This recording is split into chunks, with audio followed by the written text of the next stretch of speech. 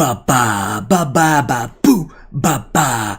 Who's the man who will speak the truth? Boo ba ba ba ba ba boo ba ba. Lone candles that burn. Who's the man who will bring light into your life? Boo ba ba ba ba ba boo. Ba-ba, lone candles that burn. Who's the man who digs through human excrement to present you the gems? Boo, ba-ba, ba-boo, ba-boo, ba-ba, lone candles that burn. Who's the man who kinda sometimes knows what he's talking about? Boo, ba-ba, ba-ba-da-boo. Ba-ba, lone candles that burn. Who's the man who has a scatterbrained, low IQ, and weak memory recall? Boo, ba-ba, ba-ba-da-boo. Ba-ba, lone candles that burn. Who's the man who plays games and complains that he sucks at them? Boo, ba-ba, ba-ba-da-boo. Ba-ba, lone candles that burn.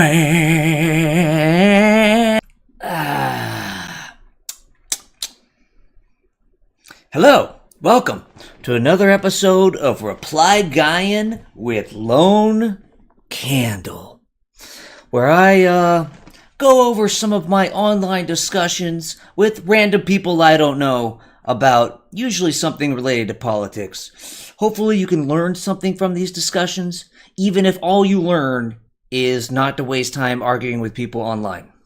Okay, now this one, I watched this video of an interview that Coleman Hughes did with Victor Davis Hanson. Hanson is a historian, and I had a variety of comments throughout the long interview, and so I don't remember exactly what I was commenting on. We'll get the gist, and it's more about my interactions with others.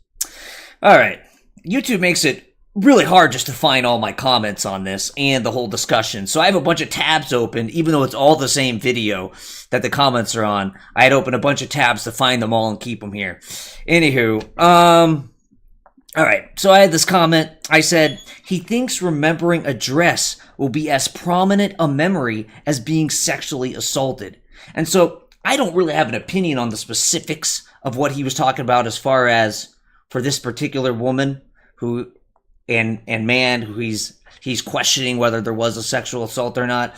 But in general, when a lot of times there's these sexual assault accusations, people will be like, well, they didn't remember this specific thing. You know, the potential victim, the person who says they're a victim.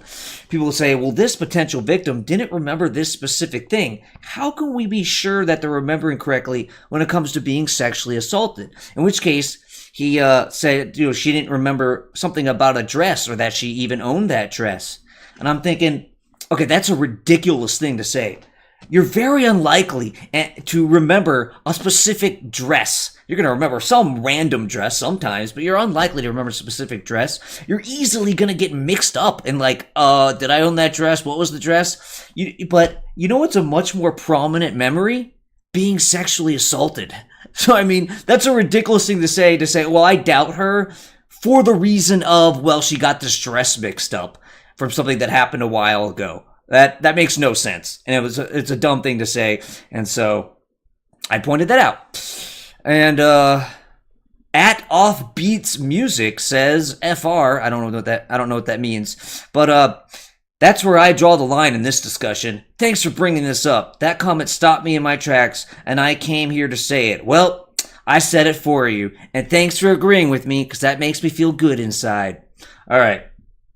Now, I think I had some comments that no one replied to, so we can do them pretty quickly because they didn't create longer discussions. But over in these other tabs, it gets a little more heated. I don't know if it got heated, but, you know, there's more actual discussion.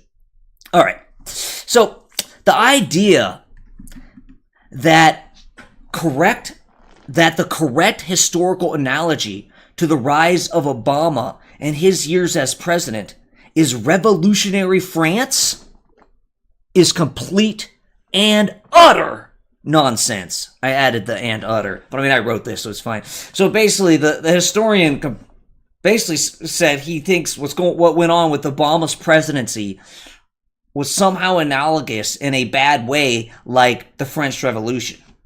The French Revolution was an actual revolution. It wasn't like, oh, we got a young guy in president, or oh, a guy who's more liberal than average, we got as president and he was trying to do some stuff. No, they overthrew the monarchy. It was crazy. A lot of people were beheaded, not just monarchs, but other people. There were civil wars. Peasants were like, well, we don't like what they're doing there in the city. We're going to rebel. There was a massive civil war. There was a ridiculous dictatorship by those who overthrew the monarchy. And all this hecticness, which was chaos and ridiculous, resulted in Napoleon Bonaparte, who essentially made himself a monarch again. And of course, World War, or something pretty close to World War, with Napoleon having to fight all the other Europeans, because they're also fighting in the American theater and stuff, so you could call it World War. But remember, the War of 1812 was directly related to this, so there's also fighting on, I don't know, Haiti or something. Anyways, the French Revolution was a crazy revolution. They got a whole bunch of people killed, and where you went from a monarchy to really weird stuff. Obviously, I'm not remembering all the details here, but read up on specifically what happened in the French Revolution. It was crazy, and nothing like, oh, you don't like Obama's policies. It's a ridiculous comparison. Anyways,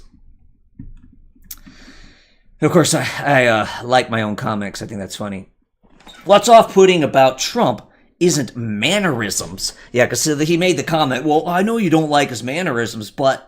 And it's just like, what a ridiculous straw man. I mean, yeah, I'm sure there's someone out there who literally just doesn't like Trump's mannerisms. But that's not a serious critique of Trump. And that's not why most people have concerns about him. Or why he's off-putting. What's off-putting about Trump isn't mannerisms. It's a clear and repeated demonstration of policy incompetency, clear and repeated demonstration of a lack of understanding or caring about following the rule of law and the rules of democracy, and a personality that leans more towards selfishness and emotional outbreaks than serious public-minded decision-making.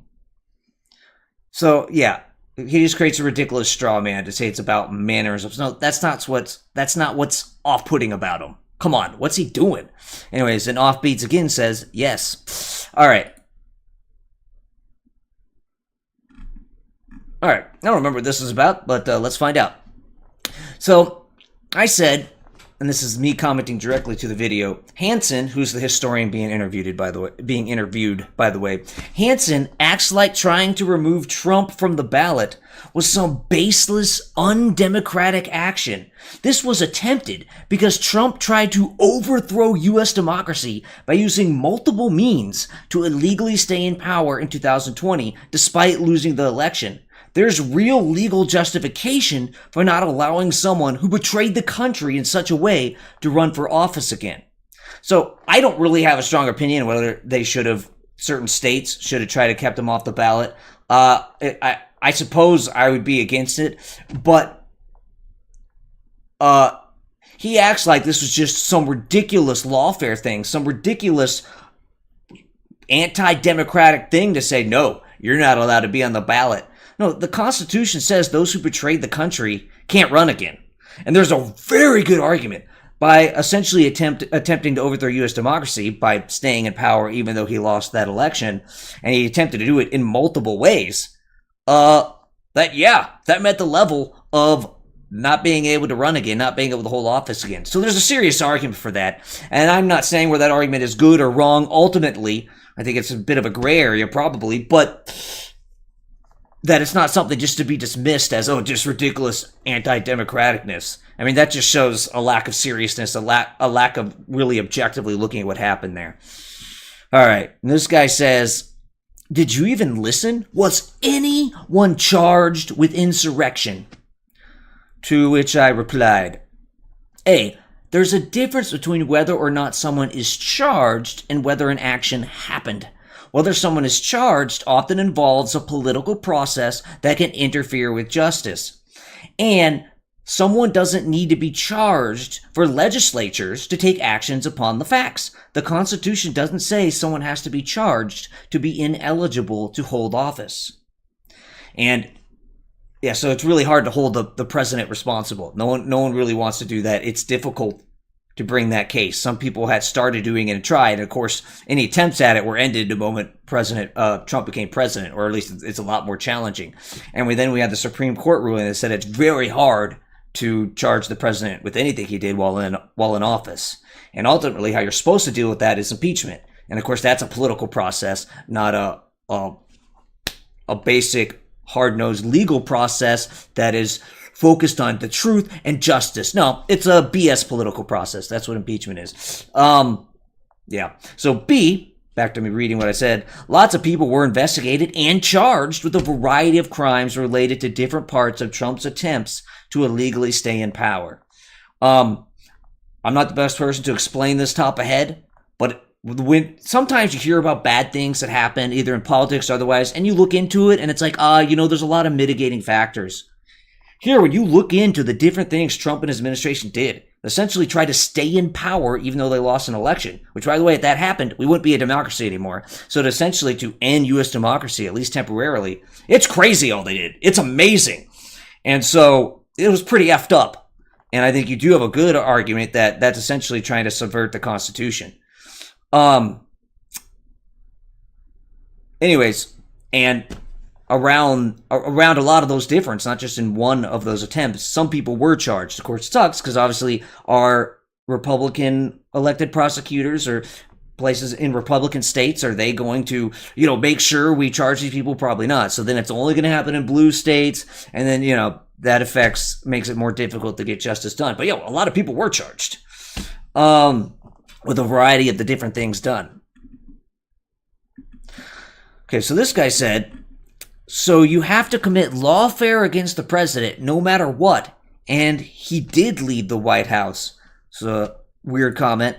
I never said or implied that anyone should commit lawfare against the president no matter what. I'm saying it isn't lawfare to follow the Constitution, and there's a real argument that Trump should have been ineligible to run again. I personally didn't support those actions. I'm just saying they were not obviously lawfare, so he took that as me advocating lawfare. No, I am against lawfare. By definition, lawfare is immoral. Lawfare is using the power of the law, using the power of the justice system to go against political opponents, not because, in the best decision for justice and law and fairness, this person really should be charged or investigated or prosecuted. No, you're doing it because you want your political opponent to look bad. That's immoral. That's wrong. It subverts democracy and the rule of law. And so I'm not advocating that at all. And it's kind of ridiculous that this person thought I was. And then they point out, he did leave the White House. And I said, Trump left, but only after his multi-pronged illegal attempts failed, and after a group of his followers were inspired by him to violently force their way into the Capitol in an attempt to keep Trump in power, and Trump waited to see the outcome before taking action to stop it, even though it was his duty as president to stop it. Yeah, so he failed in his attempts, so that's why he eventually left. So I don't, it's like saying, it's like if I'm like, hey, person A tried to murder person B, and then someone replies in his defense, yeah, but he didn't murder him. Well, yeah, he attempted to. That attempted murder is still a big deal, and still a problem that we need to do something about. So that's a ridiculous statement, actually. Looks like we're back to Hollyhock. That was the person who I responded to up here. Oh, but they're responding to this one, I think. Really? I don't dispute felonious vandalism occurred, but never saw a weapon used, nor did I see any fires lit. Not much of a takeover. I seem to recall authorities actually inviting folks in. Okay, there was literally a takeover, as in Congress was in session. They were super scared. Even the Republicans, discussed this afterwards, that they were scared, they feared for their lives, and they fled. Congress, the actual Congress, fled. The members of Congress fled, and the building was taken over by the rioters. So it was literally taken over. There is plenty of video of them forcing their way in and police trying to stop it. Now, once they failed, the police basically were like, well, we're outnumbered. We can't do anything. Well, we're just trying to minimize the damage here. But the idea that authorities invited folks in, no, the rioters forced their way in. And the police held off enough for Congress to run away. At one point, with violent force. Because they shot one woman, and that's because she was about to break through right where the congressmen were before they fled through tunnels and stuff. Because Congress has the Capitol building has tunnels underneath it that people can flee through. All right. I responded, there's video evidence of violence overwhelming the police. That is more than vandalism. Authorities did not invite people in. Once overwhelmed, the authorities gave up and decided it was better to keep an eye on people than fight a battle they couldn't win. Congress had to stop the proceedings and flee the building. You don't flee the building after inviting guests inside. We also know the goal of the attackers. It wasn't to go vandalize some stuff. It was to stop Congress from certifying the election in an attempt to keep Trump as president. Trying to keep a president in power. Let me just edit this real quick. This should say in. I had a typo. Trying to keep a president in power, despite that he lost an election, is an attack on the country and an attack on democracy. It's a big effing deal. Okay, so we're getting a repeat here. I don't know how that happens on YouTube. And that's the same thing I just said. Okay. All right, we're on to the next tab. It's all the same video, though. All right, so here's another comment I made that was not responded to, so let's just look at it real quick. Oh, because the guy mentioned how people find Trump authentic. Which is, always a little, we need a little more explanation to understand what's going on there. So Trump was authentic in that he didn't portray himself in the same false way that other politicians do. But at the same time, he lies far more often. He lies far more often and with bigger lies than any other politician. So his authentic nature isn't a good reason to support Trump. So basically, he's unauthentic in a different way. He's dishonest in a different way. Politicians present themselves, vast majority of politicians, and some are worse about it than others, and it might be even necessary for them to do this a little bit, but politicians present themselves as some sort of BS version of themselves, and they're often not really authentic who they are. While Trump, he seems like he's basically presenting himself as himself, and so in that way, he's authentic. But let's not confuse that with honesty. He's actually constantly lying to the point where he seems to not even care about the truth. Sometimes it's like, oh yeah, he has to know what he's saying is false, so he's just straight up lying. Other times it seems like he just doesn't care whether it's true or not. He doesn't care if he's saying false things to people, to the world, to his citizens, so he's supposed to be leading, and he leads them with lies. And so, in some sense, that's not authentic at all. That's just a guy lying a bunch. He's authentically a massive liar that for some reason people don't I think a lot of people don't actually realize that he's constantly saying false things. And other people just have excuses why they don't care. Bad excuses.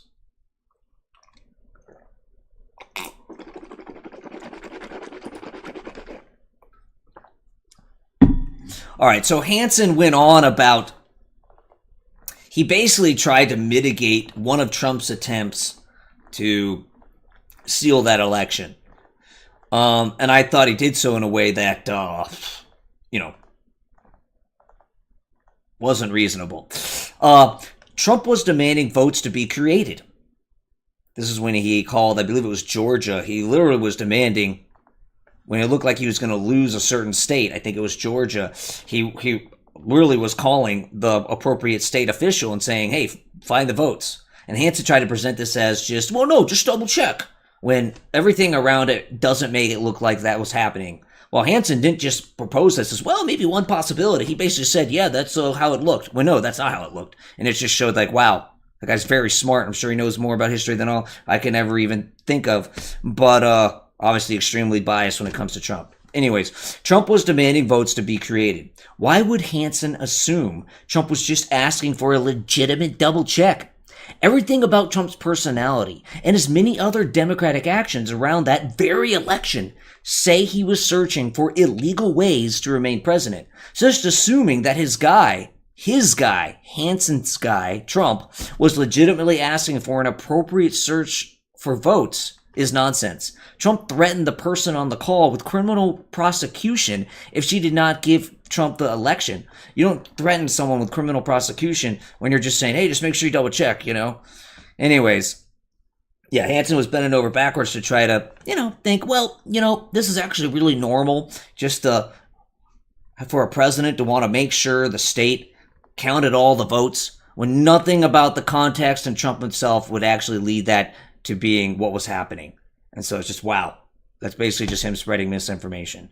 I mean, at the very least, if he was like, well, maybe, possibly, it's a possibility, then you could be like, all right, I guess it's a possibility, but that's not even what Hansen said. So anywho. All right. The felony porn star hush money case does seem weird with legal machinations. But remember, a jury of his peers were convinced by it and convicted. Okay, so after Trump lost the 2020 election, in a variety of states, there were some charges brought against him. And this is where there's concerns of lawfare. And honestly, I haven't dug into each one of these. It wouldn't surprise me if some of these are like, yeah, that's lawfare. So essentially, you want prosecutors to prosecute someone if there's good reason to believe someone broke the law. There's good reason to believe you can convict someone in court, and with the limited resources that any prosecutor's office is going to have, any state's going to have, it makes sense to prosecute this guy for this crime. Because you can't prosecute everyone. And so you got to use discretion to decide, okay, which one is important enough to use our resources. And if you're instead going, well, no, I'm prosecuting because I don't like him for political reasons, well, then that's not cool. That's not doing justice. That's doing politics. That's subverting the justice system for politics. So anyways, there's one particular one where I'm at least somewhat sympathetic towards that argument. And I just want to point out, however, this is the one that Hansen mentioned, and the one that I'm responding here. And so I'm acknowledging, yeah, there were some weird legal machinations, and that the argument he made was considered quite a bit of a stretch. The legal argument for getting it to be a felony was a bit of a stretch.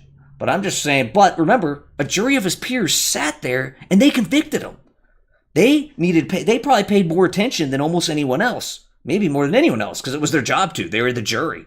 And they found it convincing. And so, Lollyhawk says, LOL, hardly his peers. James and Bragg literally made up legal theories that were solely targeted for Trump. So I said, the jury went through the normal jury selection process that tries to weed out people who can't make decisions based on the facts. Those 12 people all bought the legal theories. Maybe they should not have. I don't know. But they had a duty to pay attention to the details and make a decision. Every one of them, decided Trump was guilty and that the legal theories were correct. And he says, you do understand the demographics of the jury pool, right? You do understand the number of preventive strikes are limited, meaning although the defense has some control over who's on the jury, he has limited power. Knowing what you know, would you have convicted Trump? If so, it's damn sure wasn't because he broke a non-existing law. It would be because you dislike him personally and his politics. Don't try to justify jury nullification. Okay, let's see what I said there. So the demographics of the jury pool are not destiny. The jurors are not chosen at random. They get selected in a process that the defense attorneys are involved in. And all 12 have to agree to convict. It says something that they were convinced. You have to argue that after the selection process, all 12 jurors were so biased that despite their duty to decide based on the law, they decided to convict Trump despite the legal theory being bullshit. A legal theory being novel doesn't make it wrong. Of course, you have different legal, there's a whole bunch of laws out there. The law is kind of complicated. Just because it's a novel theory doesn't necessarily mean it's wrong. So I don't think that's a lockdown thing to say on his part. And yeah, he's right. It's from a liberal district. And so you would think the jurors would be biased against Trump. But again, they went through the selection process. You can't eliminate everything. But all 12 of them had the duty to not convict based on politics, but based on the law. They all sat in that courtroom, paid attention, and decided, no, this legal theory actually does make sense.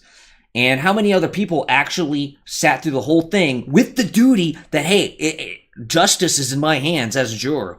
I have this duty, I have this burden, so I've got to pay attention to decide. The only people who had to do that were those 12 jurors. And all 12 of them said, no, this legal theory actually makes sense. And they convicted Trump.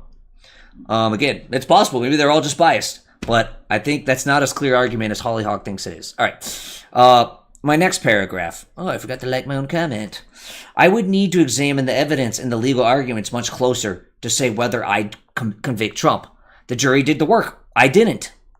A bribe to keep someone's mouth shut, primarily given to help one's political campaign, sounds like campaign spending to me, and therefore should follow campaign rules. You accuse me of being too biased about Trump to think about it reasonably, but maybe it's actually you who are biased. I mean, because essentially, at some point he makes little arguments and then just has this big conclusion that, well, you're obviously too biased to judge this if you come to a conclusion I don't like.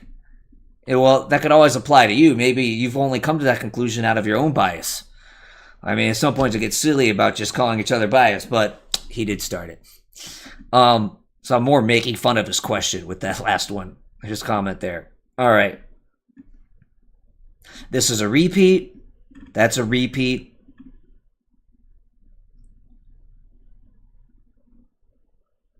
All right, we got one more tab. I don't remember much going on with this one. Well, looks like we got at least one comment. All right, let's see what we had here. So he seems to be dismissing the serious Russian involvement in the 2016 election and signs from Trump staff members and the public words of Trump himself that justified a serious investigation into the matter. All right, so yeah. So there were a lot of indications that there could have been collusion between Trump or the Trump administration or people around Trump and the Russian involvement in the 2016 election. We know Russia was heavily involved in the 2016 election in multiple ways. We know that their involvement tended to favor Trump. We know that both the Russian Duma and Putin had hopes that Trump would be better for them than would Hillary Clinton, who was Trump's opponent in this election. And we know that Trump said, with his own words, hey, Russia, yeah, you should release these emails. He said something like that, like, in front of a camera, basically encouraging, Russia to interfere. We know that there was other weird connections, multiple of them, between the Trump administration or people around Trump and his campaign and Russia. So there was enough there to go, holy crap, maybe we should investigate. Now, remember, a foreign country, especially a foreign rival, intervening in a U.S. election, the presidential election, is a big deal, a really big deal. And if they intervene, working with one of the U.S. candidates, which would be a huge betrayal to the United States and to U.S. democracy, that's a really big deal. We need to know about it. So the investigation was totally justified. Now, people look at the outcome and go, well, people weren't charged, therefore it was a hoax. I mean, they literally call it a hoax. Or, that shows that the investigation was BS. Yeah, that doesn't make any sense. That's not how investigations work. If you already knew that someone needed to be prosecuted, you wouldn't need to do the investigation. If you know that, oh yeah, we need to charge someone, well, that means you must already have the information, so why are you going to investigate? It's almost like you must have somehow got that information. You must have already done an investigation. It doesn't make any sense. You do investigation because of the possibility that there might need to be charges. And sometimes you look into it, and then you're like, well, we can't find enough evidence. And other times you look into it, and then you charge someone. But not charging someone is not evidence that the investigation itself was BS or shouldn't have happened. And so people keep making that argument, and it's straight up wrong. Now, in this case, it also got really political at the end. I remember Trump's attorney general? I don't know, one of his big official government lawyers, he presented the findings of this investigation because Trump was in power when this came out. And how he presented it was basically a total lie, a complete misinformation. Because I remember seeing that and going, oh, I guess there was just nothing there. And then when eventually the press gets the actual investigation, it's like, oh, crap. There was a bunch of bad stuff there. This guy completely mischaracterized it. And ultimately, what the lead investigator of the Trump collusion, Russia interference case said was, yeah, he laid out a bunch of evidence and then said, well, it's really up to Congress, essentially. Basically, he was saying it's impeachment that you'd have to do if you want to do something about it. And frankly, the investigation, didn't find hard evidence of collusion. Now, it did find, crimes committed within the investigation, I don't remember the details on that, but, yeah. So, Trump would try to fire prosecutors or fire his own lawyers to get away from it. So he's basically taking government actions with his presidential power just to defend himself and his friends rather than for the good of the country, which is actually the point to being president. But anyways, they did find evidence of some of that stuff. But as far as collusion, yeah, they didn't find anything. And so I'm not in denial about that. If there was collusion, it was successfully hidden. But they didn't find lockdown evidence of collusion. So, but again, you do the investigation to figure that out. All right, what does LCLive say to this? Well, this is what I said. Here's what someone said. The Russia hoax was an Obama-Clinton-led fabrication and evil scheme. Wake up, fool. My God. Get a grip on facts and reality. So I said, there was no Russia hoax. There wasn't an evil scheme. It was a legitimate investigation involving reasonable suspicions of collusion between Trump and his team and Russian influence in the U.S. election. The possibility of that is a huge deal. So it was appropriate to investigate it. Anywho, that's all I had for this episode of Reply Guy. I don't know if that... Oh, crap, I made a little mark here. I don't know if that video was worth watching or not, but I had a lot of comments on it and had some brief discussions with people, and I've struggled with my... And I attempted to communicate more information about it to you here today, and hopefully that was used for at least somewhat entertaining. And that's all I got for you today. So barring any sudden inspirations...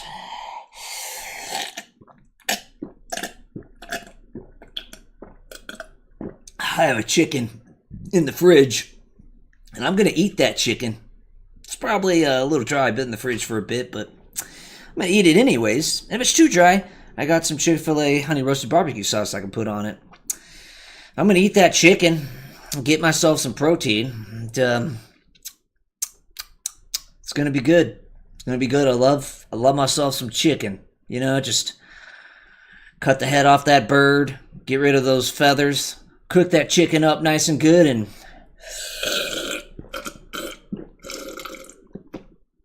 gobble it down. Ugh. End stream.